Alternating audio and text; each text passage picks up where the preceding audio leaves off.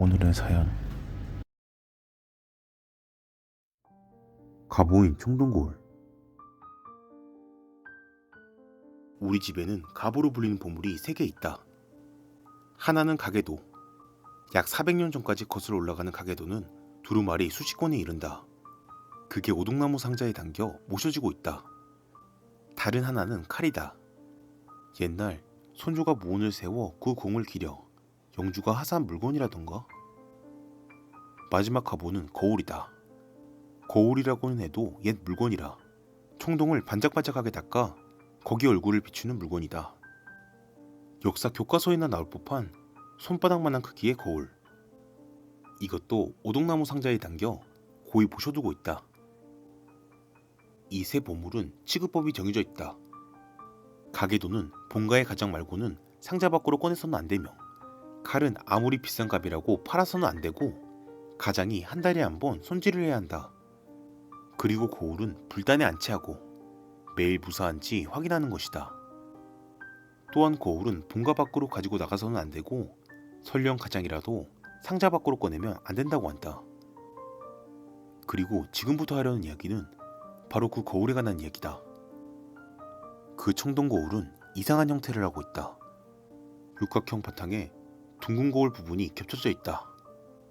거울이라고는 해도 녹슬고 여기저기 상처가 나 무언가를 비추는 힘은 거의 잃었다. 하지만 두께가 2cm 정도인 것에 비해 꽤 무거워 어딘가 영험한 기운을 느끼게 하는 물건이다. 초등학생 무렵 친구들끼리 집에 어떤 귀한 물건이 있는지를 놓고 배틀이 붙었다. 그래서 방과 후 다들 자기네 집 보물을 들고 공원에 모여보기로 했었지. 다른 아이들은 다 장난감 같은 걸 가져왔지만 나는 바로 그 거울을 들고 왔다. 손대면 안 된다고 어른들은 말했었지만 신경도 안 썼고, 결과적으로는 내가 가져온 게 가장 보물 같다면서 내가 승리했다. 의기양양해서 집에 돌아오니 아니다 다를까 아버지가 불같이 화를 내고 계셨다. 무슨 이상한 일은 없었냐고 끈질기게 질문을 받고 엄청나게 혼난 뒤 2번 다시 손대지 않겠다고 약속했다. 나는 납득이 안 갔지만 일단 사과했다. 그 이후에는 딱히 흥미가 있는 것도 아니고 거울에 손을 댈 일은 없었다. 그리고 작년 내가 20살 생일을 맞이할 무렵 아버지가 나를 불렀다. 대학에 들어간 후 집을 떠나 자취하고 있던 나는 무슨 일일까 의아해하며 집으로 돌아왔다. 아버지는 불단이 있는 방에 나를 불러 이야기를 시작했다. 우리 집에 전해지는 가보의 유래와 그 취급법에 관해. 원래 우리 집안은 음향도에 관련된 집이라 주로 저주받은 물건을 다뤄왔다고 한다. 이제 와서는 대부분의 물건을 박물관에 기증해서 얼마 남지 않았다고 하고. 아버지는 한숨 내쉬었다.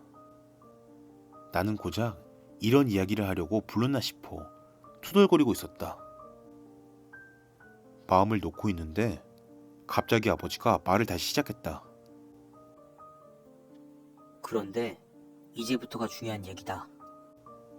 졸음이 올락말락했지만 진지하게 들을 수밖에 없었다. 아버지는 불단에 안치되어 있는 거울이 든 상자를 테이블 위에 올려놓고 이야기를 이어갔다. 그것은 도저히 믿을 수 없는, 현실과는 동떨어진 내용이었다. 이 거울을 왜 꺼내서는 안 되는지 아느냐? 그건 이 거울을 꺼냈던 사람들이 비참하게 죽었기 때문이야. 그것도 3번이나. 이 거울은 사람의 죽음을 비추는 거울이다. 솔직히 믿을 수 없는 이야기였다. 하지만 아버지의 얼굴은 진지했다. 나도 오랫동안 그게 미신이라고만 여겼다. 하지만 24년 전 그 사건이 있고 나서는 23년 전, 그건 아버지의 누나이자 내게는 고모인 사람이 죽은 애다. 사고사라는 건 알고 있었지만 거기 얽힌 자세한 이야기는 들은 적이 없었다. 아무래도 이 거울은 이 땅에서 먼 곳으로 가져가려 하면 꺼낸 사람에게 해를 끼치는 것 같다. 과거 이 거울을 꺼내려 했던 3사람은 그 해를 받아 죽은 것이다.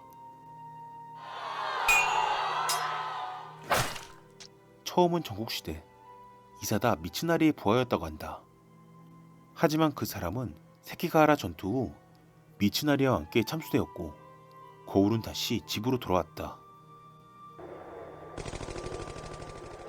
두 번째는 제2차 세계대전 중 국가 총동원법에 의해 온갖 세부치를 거둬갈 무렵이었다.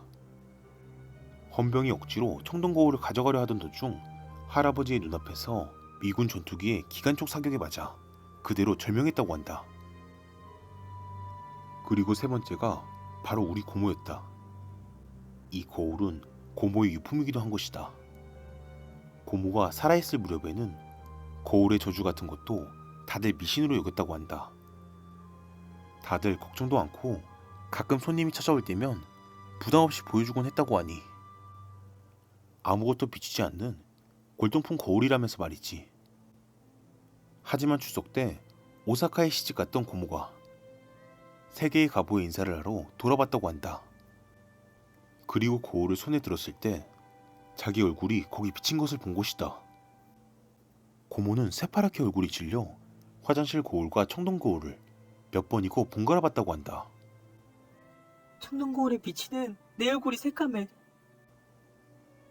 아버지는 겁에 질린 고모를 기분 탓일 거라며 달랬다. 하지만 꽤 무서운 것을 봤는지 고모는 좀 채 안정을 찾지 못했다. 교토에 있는 자신이 잘 아는 절에 가져가 불죄를 받겠다고 말하기 시작했단다. 규칙을 깨는 일이지만 그래서 마음이 풀린다면 원하는 대로 하라고 아버지는 청동거울을 내줬다. 하지만 아버지는 그걸 아직까지도 후회하며 살고 있다.